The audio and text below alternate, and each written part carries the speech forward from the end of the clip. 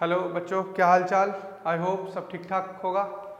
ठीक है, चलिए जैसा कि हमने आप लोगों से वादा किया था कि जो है अब ऑनलाइन पोर्टल प्रोवाइड किया जाएगा, ठीक है ना। तो आज जो इस टॉपिक में है, इस वीडियो में है, बायोलॉजी वाले पोर्शन को, क्लास 9th एंट्रेंस के बायोलॉजी वाले पोर्शन को डील करेंगे, ठीक है ना। तो स्टार्ट करते हैं, इसको शुरू से देखते हैं, क्योंकि जो हमने क्लासरूम में पढ़ा वो तो पढ़ा है, ठीक है ना। लेकिन ऑनलाइन पोर्टल पे हम शुरू से A to Z को एक एक चीज़ों को हम देख के करेंगे, एक एक चैप्टर, एक एक पॉइंट को, एक एक टॉपिक को क्लियर करेंगे, ठीक है ना। तो आज हम लोग स्टार्ट करने जा रहे हैं क्लास 9th एंट्रेंस का पहला चैप्टर, पहला यूनिट जो आता है, जिससे कई हर साल लगभग 2 से 3 क्वेश्चन तो ज़रूर रहते हैं, ठीक है ना। तो ऊपर मैं क्लास मेंशन कर देता हूँ वैसे आपके लिए, ठीक है ना। क्लास 9th एंट्रेंस का, ठीक है ना, पहला टॉपिक आज स्टार्ट करने जा रहे हैं। हर साल इस टॉपिक से लगभग 1 से 2 सवाल, बल्कि कई बार तो 1 सवाल तो होने ही होने, 1 से 2 सवाल तो होने ही होने हैं प्रेजेंट इसमें, ठीक है ना। कई बार 3-3, 4-4 भी सवाल पूछे जाते हैं। जिस चैप्टर का, पहला चैप्टर का नाम है cell the fundamental unit of life. Heading डालिएगा बेटा, सेल द फंडामेंटल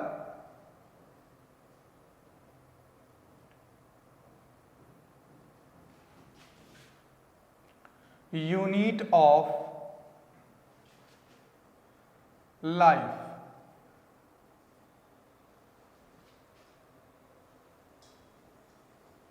ठीक है, सबसे पहले आज जो इस टॉपिक में, आज के इस लेक्चर में जो हम लोग डील करेंगे वो सेल हिस्ट्री को डिस्कस करेंगे कि सेल कहाँ से अराइज हुआ, सेल कैसे बना, सेल का क्या क्या ओरिजिन हुआ, सेल को न्यूक्लियस किसने डिस्कवर किया, सेल हिस्ट्री क्या है, सारी चीज़ों को आज सेल हिस्ट्री का ये पहला लेक्चर जो होगा उसमें हम सिर्फ और सिर्फ डील करेंगे सेल हिस्ट्री के बारे में। आपका लेक्चर जो होगा वो 35 to 40 मिनट के अप्रॉक्स होगा, 30 to 40 मिनट के बीच का होगा, ठीक है ना। तो लेट्स स्टार्ट, सेल देखते हैं सेल क्या होता है। सबसे पहले अगर मैं बात करूं कि the word cell is derived from Latin word cellula. The word cell is derived from Latin word cellula. Latin word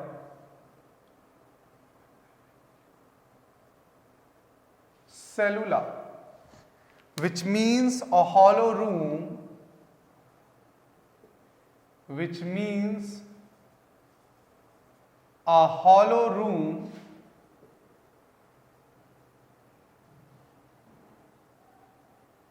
और a short compartment कह सकते हैं, और a hexagonal structure,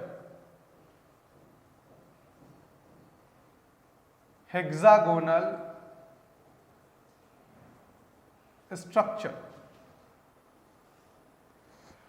चलिए, इस पॉइंट को समझने से पहले अगर मैं अगले पॉइंट की तरफ बढ़ूंगा, ठीक है ना, उसके बाद दोबारा इस पॉइंट पर आऊंगा, तब आपको ज्यादा डिटेल में समझ में आएगा कि ये है क्या, ये आखिर हुआ क्या।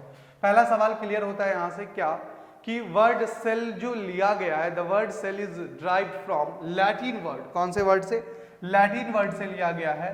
कौन सा वर्ड है लैटिन का? सेलुला, जिसका मतलब होता है, जिसका अर्थ होता है a short compartment, a hollow room और अ हेक्सागोनल स्ट्रक्चर। कई सारे बुक में हनीकम लाइक स्ट्रक्चर भी लिखा हुआ आपको मिलेगा। क्लियर? चलिए, अभी इस पॉइंट पे वापस मैं दोबारा आऊंगा, पहले आगे की तरफ जरा सा बढ़ते एक पॉइंट, उसके बाद आपको ज्यादा डिटेल में समझ में आएगा ये चीजें। सबसे पहले अगर हम बात करें, सबसे पहली बार फर्स्ट टाइम इन 1665, 1665 में साइंटिस्ट आए बेटा, रॉबर्ट हुक। साइंटिस्ट का नाम क्या था? Robert Hooke discover first time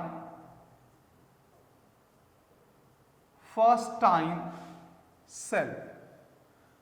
तो सबसे पहली बार साइंटिस्ट कौन से आए? वैज्ञानिक का क्या नाम था? रॉबर्ट हुक, जिन्होंने 1665 में, डेट बहुत अहम है, याद रखिएगा, कई बार 9th एंट्रेंस में सवाल पूछा जा चुका है कि Robert Hooke discover first time cell इन।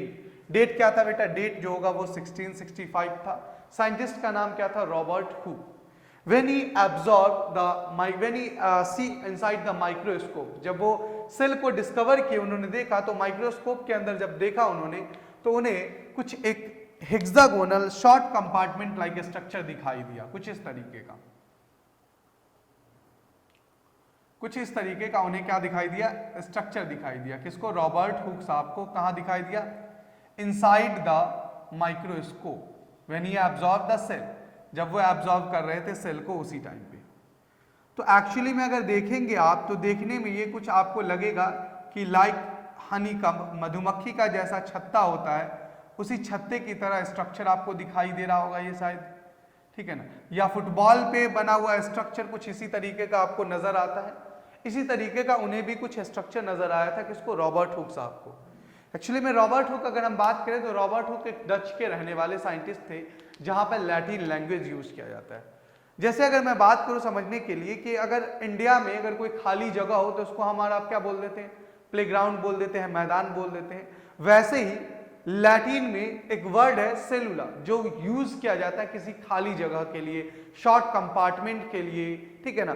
किसी कह सकते हैं कि छोटे छोटे कंपार्टमेंट्स के लिए वहां पर लैटिन में लैंग्वेज सेलुला का मतलब होता है शॉर्ट कंपार्टमेंट। अगर छोटा छोटा खाली जगह है आपको, शॉर्ट कंपार्टमेंट है, हनीकम लाइक स्ट्रक्चर है, हेक्सागोनल स्ट्रक्चर है, तो उसको क्या बोलते हैं वहां पर, सेलुला बोलते हैं।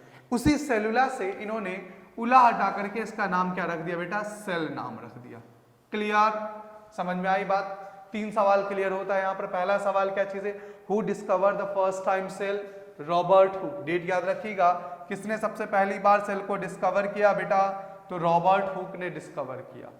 कब किया, 1665 में किया। 2 सवाल क्लियर। चलिए जी, तीसरा सवाल क्या है, the word cell is derived from Latin word, which word, cellula, which means, जिसका मतलब होता है, जिसका क्या मतलब होता है, which means a hollow room और अ शॉर्ट कंपार्टमेंट कह सकते हैं, और अ हेक्सागोनल स्ट्रक्चर कह सकते हैं। क्लियर टू एवरीवन, समझ में आ गई बातें।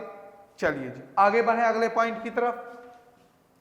ओके, नेक्स्ट पॉइंट में अगर हम लोग बात करें बेटा तो कहता है कि Robert Hooke known as father of cytology. लिखिएगा, Robert hook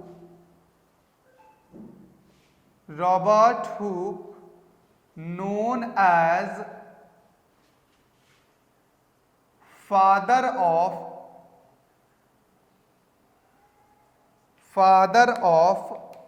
cytology, father of cytology. Father of cytology का क्या मतलब है, what do you mean by the cytology. देखिए, हर चीजों के बारे में स्टडी करना एक कोई टर्मोलॉजी बायोलॉजिकल उसे दिया गया है। जैसे अगर आप लोग नॉर्मल पढ़ा होगा कि मेडिकल लाइन में आजकल के छोटे छोटे बच्चे भी जानते हैं कि अगर ब्रेन के बारे में पढ़ते हैं तो उसे न्यूरोलॉजी कहते हैं, हार्ट के बारे में पढ़ते हैं तो उसे कार्डियोलॉजी कहते हैं। उसी तरीके से अगर बात करें कि study about the cell, study about the cell is known as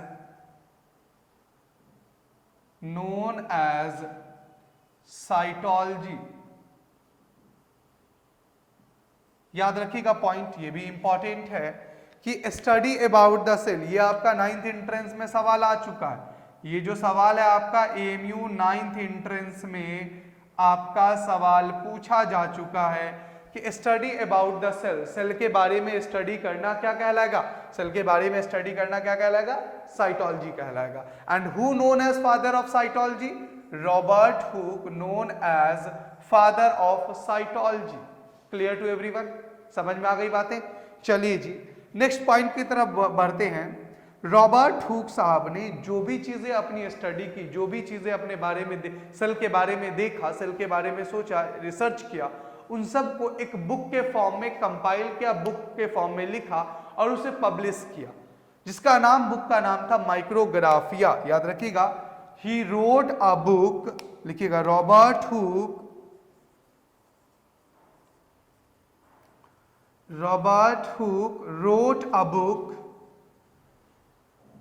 wrote a book about his work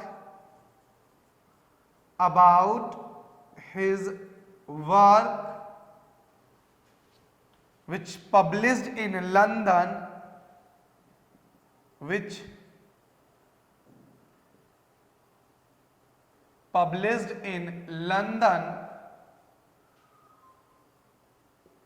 book कहां पब्लिश हुआ था बेटा?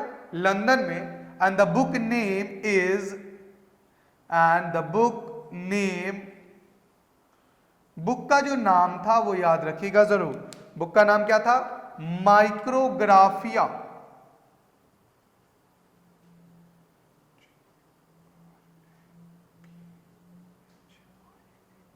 And the book name was Micrographia. किताब का क्या नाम था? उन्होंने जो भी चीजें सेल के बारे में रिसर्च किया, सेल के बारे में स्टडी किया, उन सब चीजों को एक बुक के फॉर्म में कंपाइल किया और उसको पब्लिश कर दिया। कहां? लंदन में। डेट क्या था ये भी याद रख लीजिएगा, डेट भी जो था वो 1665 ही था। ईयर कौन सा था बेटा? डेट 1665 में। जो भी चीजें उन्होंने सेल के बारे में ऑब्जर्व किया, सेल के बारे में देखा, उन सबको एक किताब के माध्यम से लिखा और उसको पब्लिश किया लंदन में, जिस किताब का क्या नाम था? जिस किताब का नाम था Micrographia. Clear to everybody? Crystal clear है? किसी को कोई डाउट, कोई सवाल तो कमेंट कीजिए, बताइए। किसी को भी कोई दिक्कत हो यहां तक वाले पॉइंट में, सवाल क्या क्या मैं फिर से पूछ सकता हूं?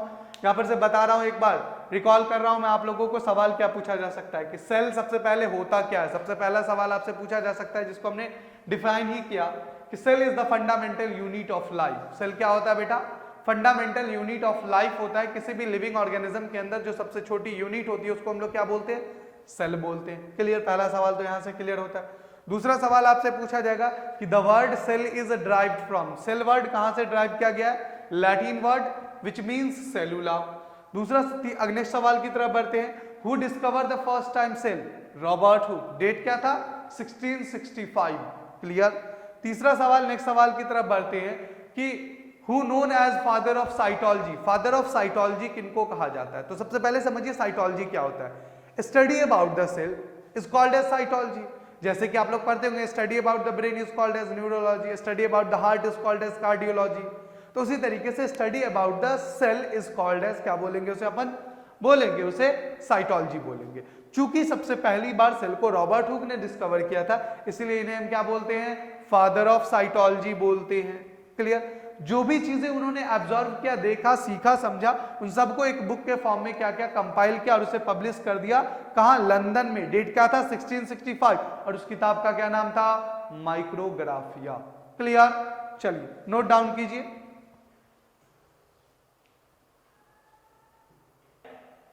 हाँ जी, उतार लिया? रब करें इसको। चलिए अब आगे बात करते हैं हम लोग कि आगे जो है वो अब सेल के बारे में हिस्ट्री ऐसा नहीं है कि रुकी रही, सेल की हिस्ट्री कंटिन्यू चलती रही। लेकिन अब आगे बात करते हैं, थोड़ा सा आगे की तरफ देखते हैं। अब कई बार सवाल पूछा जाता है कि who discover first time living cell. अब बच्चा देखता है कि जो कि रॉबर्ट हुक ने जिस सेल को डिस्कवर किया था वो सेल कैसा था बेटा? वो सेल था डेड। वो सेल कैसा था? डेड था। याद रखिएगा। तो कई बार सवाल पूछा जाता है कि who discover first time living cell. बच्चा देखता है कि लिविंग सेल है सिर्फ, और वो क्या कर देता है? टिक कर देता है। सीधा सेल का डिस्कवर देखा और टिक कर देता है रॉबर्ट हुक। नहीं बेटा, ऐसा नहीं है। डिस्कवर करने वाले लिविंग सेल को अलग साइंटिस्ट थे। डेट था बेटा, आगे डेट की तरफ बढ़ते हैं। डेट था 1674। डेट क्या था बेटा? 1674। साइंटिस्ट थे Anton van Leeuwenhoek. Anton van Leeuwenhoek. Anton van Leeuwenhoek discovered first time living cell। याद रखिएगा, who discover the living cell? Anton van Leeuwenhoek. Anton van Leeuwenhoek साहब आए सबसे पहली बार 1674 में, जिन्होंने लिविंग सेल को डिस्कवर किया। कहां डिस्कवर किया? Inside the pond water. याद रखिएगा ये भी, इनसाइड द पॉन्ड वाटर, तालाब के पानी में। तालाब के पानी का एक ड्रॉप लिया, उस ड्रॉप को क्या किया बेटा? स्लाइड पे रख करके और चेक किया तो उन्हें दिखाई दिया क्या चीजें? बैक्टीरिया, माइकोप्लाज्मा की तरह कुछ सेल दिखाई दिया उन्हें। बाद में पता चला कि वो सेल था लिविंग, बैक्टीरिया भी था, ठीक है ना? तो वो बाद में, लेकिन उन्होंने उसका नाम उस वक्त क्या रखा था बेटा? लिविंग सेल रखा था। तो दो सवाल क्लियर होता है यहां से। पहला सवाल क्या? Who discover the first time living cell? Anton van Leeuwenhoek साहब। डेट क्या था बेटा, डेट जो है आपका याद रखिएगा 1674, ठीक है ना। दूसरा सवाल फिर आपसे यहां पर से पूछ सकता है कि हु डिस्कवर बैक्टीरिया, तो याद रखिएगा बैक्टीरिया को भी डिस्कवर करने वाले साइंटिस्ट का नाम क्या था, एंटोन वॉन लीवेनहॉक था। क्योंकि जो उन्होंने पॉन्ड के तालाब के पानी में सेल को डिस्कवर किया था वो एक्चुअली में था बैक्टीरिया। तो आपसे सवाल पूछा जा सकता है कि who discover first time bacteria, then your answer is Anton van Leeuwenhoek. Clear, समझ में आ रही है बातें, किसी को कोई दिक्कत, कोई सवाल? चलिए जी अगले पॉइंट की तरफ बढ़ते हैं बेटा। अगला पॉइंट अगर हम करें तो ही ऑल्सो डिस्कवर, मतलब एंटोन वॉन लीवेनहॉक, डेट था 1678, डेट क्या था बेटा 1678, scientist same Anton van Leeuwenhoek, Anton van Leeuwenhoek discover first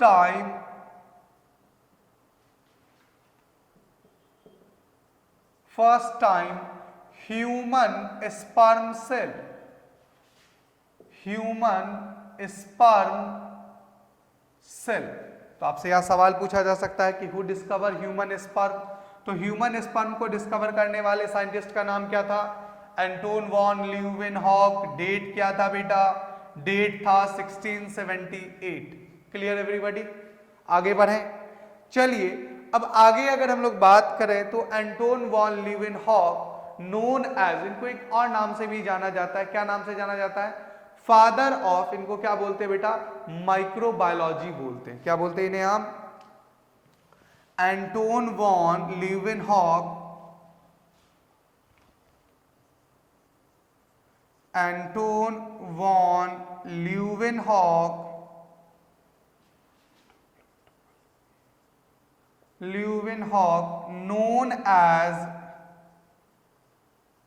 known as father of microbiology, father of microbiology,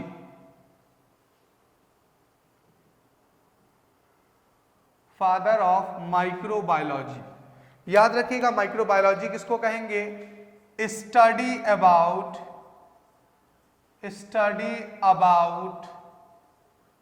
micro organism, study about the micro organism is called as microbiology। Clear, दो सवाल clear होता है यहां से। Who known as father of microbiology, microbiology के पिता किनको कहेंगे, एंटोन वॉन लीवेनहॉक साहब को कहेंगे।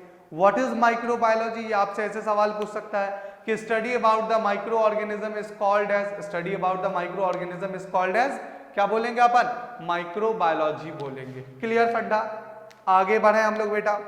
चलिए अब आगे सेल हिस्ट्री को थोड़ा बढ़ाते हैं। ऐसा नहीं है कि सेल हिस्ट्री बीच में रुकी रही, कंप्लीट नहीं हुई, मतलब बहुत सारी चीजें रही, लेकिन वो आपके लेवल पे नहीं है, वो थोड़े हायर क्लास के लेवल पे है, हम उसको आगे डिस्कस करेंगे।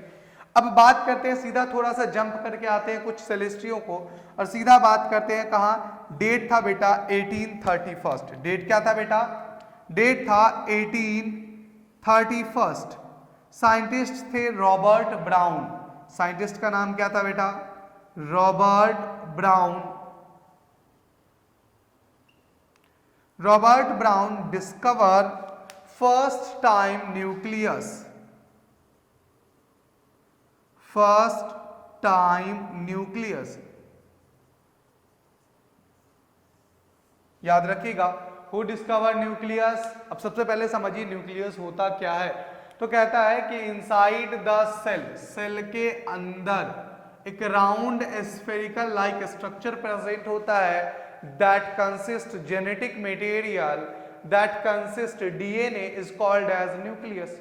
न्यूक्लियस के बारे में आगे हम लोग अंदर लेक्चर में हम लोग डिटेल में पढ़ेंगे, टॉपिक है बाकायदा आपका न्यूक्लियस होता क्या है। अभी के लिए थोड़ा सा हिंट दे रहा हूं बस ये समझने के लिए कि न्यूक्लियस कहते किसको है। So inside the cell around spherical like structure which consist genetic material is called as, क्या बोलेंगे उसे अपन हम लोग, न्यूक्लियस बोलेंगे। तो हु डिस्कवर न्यूक्लियस, ये भी सवाल आपका एएमयू 9th एंट्रेंस में बेटा पूछा जा चुका है कि who discover nucleus.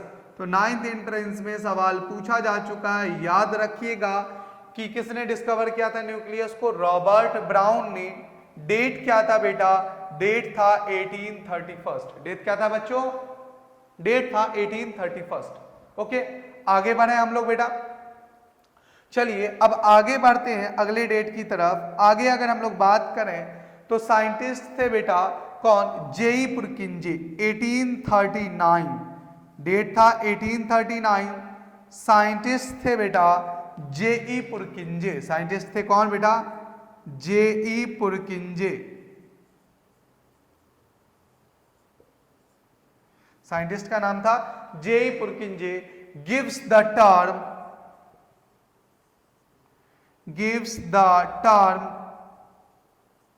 Protoplasm.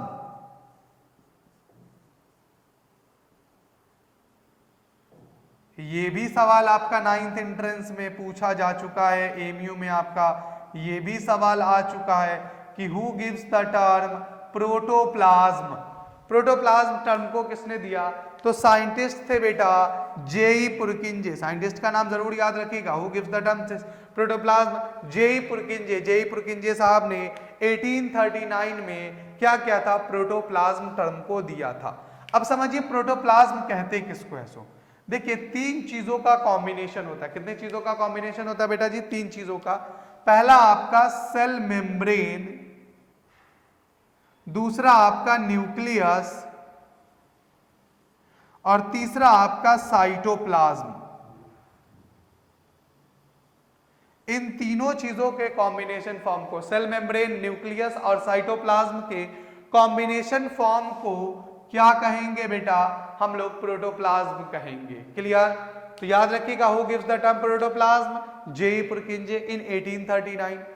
Combination of cell membrane, nucleus and cytoplasm is called as, क्या बोलेंगे उसे हम लोग, प्रोटोप्लाज्म। चलिए जी नोट डाउन कीजिएगा। ठीक है जी, अब आगे बढ़ते हैं। अब 1839 तक हम लोगों ने देख लिया कि जेई पुरकिंजे साहब आए जिन्होंने एक टर्मोलॉजी दिया। क्या टर्म दिया बेटा, ही गिव्स अ टर्म, किस चीजों का, प्रोटोप्लाज्म का। चलिए अब आगे बढ़ते हैं। आगे साइंटिस्ट आए बेटा, डेट थी 1838। डेट था बेटा 1838। साइंटिस्ट 2 थे यहां पर। साइंटिस्ट कितने थे, 2 थे। एक साइंटिस्ट थे बेटा मैथ्यू स्लाइडेन, एम स्लाइडेन जिनको हम लोग कहेंगे, और दूसरे थे बेटा थियोडर स्वान।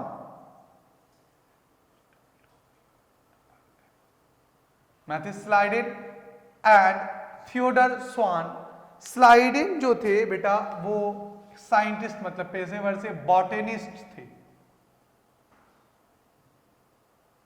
अब बॉटनिस्ट किसको कहेंगे बेटा, सबसे पहले बॉटनी समझिए किसको कहते हैं। Study about the plant is called as botany and the person who deal with the botany branch is called as botanist. समझ में आई बात।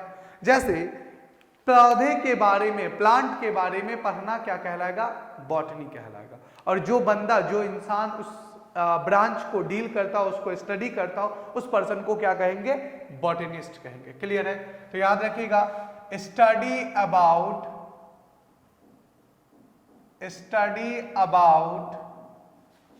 The plant is called as botany. Schwann was a zoologist. Schwann कैसे थे बेटा, zoologist से। अब zoologist किसको कहते हैं बेटा, समझिएगा कि study about the animal is called as zoology and the person who deal with the animal branch, zoology branch is called as zoologist. तो लिख लीजिएगा इसको भी, study about The animal is called as zoology. Clear? समझ में आई बातें? इन दोनों ने मिलकर के प्रपोज किया, बोथ साइंटिस्ट दोनों ने मिलकर के propose cell theory.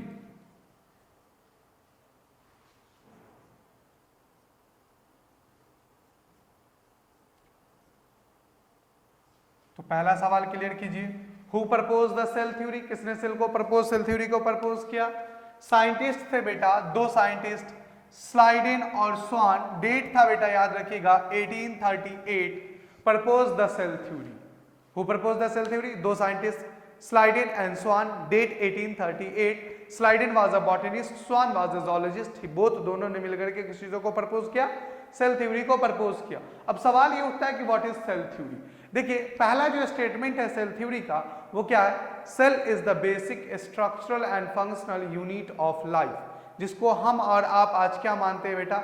Cell definition के नाम से भी जानते हैं, ठीक है। तो सेल थ्योरी का ये पहला स्टेटमेंट था। क्लियर? दूसरा स्टेटमेंट क्या था बेटा? कि एवरी लिविंग ऑर्गेनिज्म, मतलब चाहे वो, चूंकि बॉटनिस्ट थे कौन? स्लाइडेन, तो स्लाइडेन साहब ने प्लांट के बारे में क्या कहा? Every plant is made up of a group of cell. ठीक उसी तरीके से स्वान साहब जोलॉजिस्ट थे, तो इन्होंने भी कहा कि every animal is made up of a group of cell. Clear? तो ये दो स्टेटमेंट थे सेल थ्योरी के। आगे जब क्लास 11th में आप आइएगा तो वहां पर आप लोगों को पढ़ने के लिए मिलेगा मॉडर्न सेल थ्योरी, जिसमें कुछ चीजें और भी एप्लीकेबल है। क्लियर? चलिए, तो सवाल याद रखिएगा, who propose the cell theory? 9th entrance में सवाल पूछा जाता है क्या? तो Schleiden and Schwann. Date 1838। Clear to everyone? चलिए जी, अब आगे बात करते हैं। साइंटिस्ट आए 1855 में। साइंटिस्ट आए कब बेटा? 1855 में। साइंटिस्ट का नाम था रुडोल्फ विर्चो। साइंटिस्ट का नाम क्या था बेटा? Are Virchow.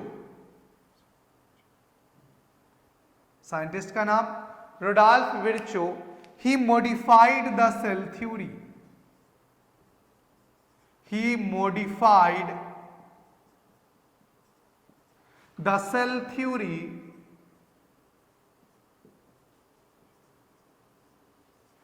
He said, उन्होंने कहा, क्या कहा बेटा? एक लैटिन में एक वर्ड कहा, कौन सा word? Omni सेलुला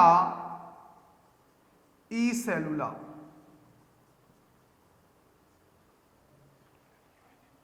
He said, he modified the cell theory and he said omni cellula e cellula, जिसका मतलब क्या होता है बेटा? Every new cells are arise from pre-existing cell। हर नई कोशिका, हर नई सेल अपने पुराने सेल के, ओल्ड सेल के टूटने के बाद बनती है, जो कि स्लाइडेन और स्वान ने नहीं कहा था। उसको मॉडिफाइड किया, किसने मॉडिफाइड किया? Who modified the cell theory? Rudolf Virchow. Date क्या था बेटा? 1855। He said, उन्होंने क्या कहा? ओमनी सेलुला ई सेलुला, जिसका मतलब क्या होता है? Every new cells are arise from pre existing cell. हर नई कोशिका, हर नई सेल, हिंदी में अगर करें इसको, हर नई सेल अपने पुराने सेल के टूटने के बाद बनती है। क्लियर? क्रिस्टल क्लियर है? किसी को कोई डाउट, कोई सवाल, कोई दिक्कत हो तो बताइए। आगे बढ़े बेटा हम लोग। चलिए, अब आगे अगर हम लोग बात करें तो एक तो यहां पर और पूछ देते हैं बेटा। दो साइंटिस्ट थे। डेट में देखिए, इसमें डेट में बड़ी इख्तलाफ है, कई जगहों पर अलग अलग दे रखा है, लेकिन अगर कोई डेट एनसीईआरटी में जो होगा वो पुख्ता आपको मानना है, वो आपको करेक्ट मानना है, चाहे वो गलत ही क्यों ना हो। मैं बार बार अपने क्लासरूम, ऑफलाइन क्लासरूम प्रोग्राम में ही कहता था कि अगर कोई चीज एनसीईआरटी में दे रखी है, बशर्ते वो ऐसा है नहीं एनसीईआरटी में, लेकिन अगर वो गलत भी होगा तो आपको क्या करना पड़ेगा? उसे मानना होगा। चलिए, डेट था बेटा, डेट क्या था? 1841। साइंटिस्ट, दो साइंटिस्ट, एमनॉल एंड इरुस्का,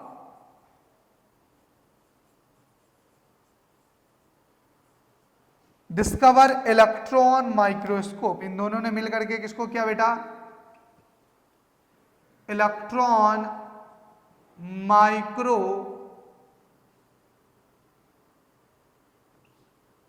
स्कोप का डिस्कवर किया। 2 साइंटिस्ट थे, एमनॉल और एरुस्का। इसके डेट में वेरिएशन दे रखा होगा बेटा कहीं कहीं पर, तो याद रखिएगा आपको एनसीईआरटी मानना है। Clear to everyone?